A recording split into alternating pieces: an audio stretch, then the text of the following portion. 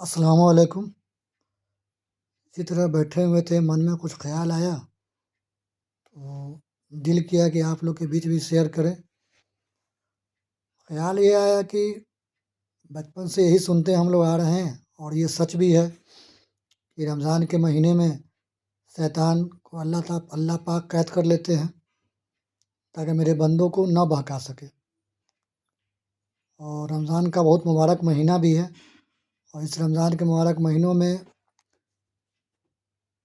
عام دنوں میں جو ایک ثواب ملتا ہے کسی کے لیے، اس میں اور رمضان کے مہینوں میں سے 70 گنا زیادہ ملتا ہے۔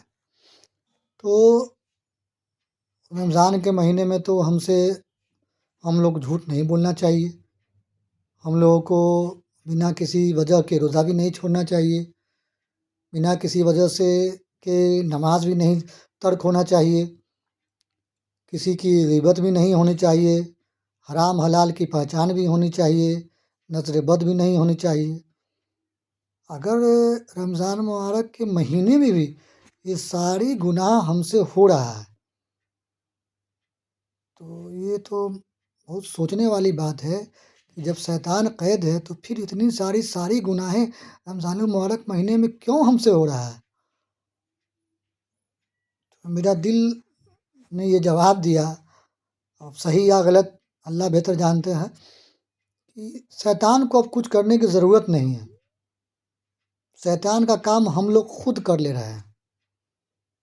شیطان کا کام ہم لوگ خود کر لے رہے ہیں۔ شیطان بیٹھ کے مزہ لے رہا ہے،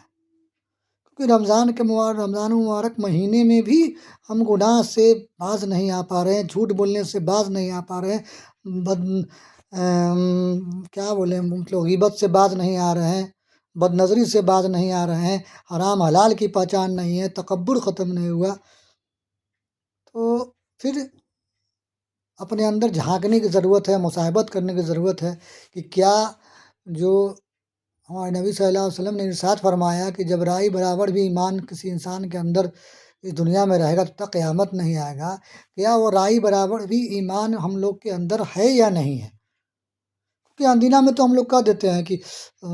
شیطان نے بہکا دیا، یہ غلط کام کر دیے، جھوٹ بول دیے، شیطان کے چکر میں آ کے نفس کے لیے یہ گناہ کر دیے، یہ جھوٹ بول دیے، یہ حرام کھا لیے، اللہ معاف گناہ، بہت ساری باتیں آپ سب ہم لوگ سمجھ رہے ہیں، اس دور سے سب لوگ گزرا ہوا، ہم آپ کوئی اچھوتا نہیں ہے اس دور سے، لیکن رمضان میں بھی ہو رہا ہے۔ تو اب اس دور میں ہم پہنچ چکے ہیں جہاں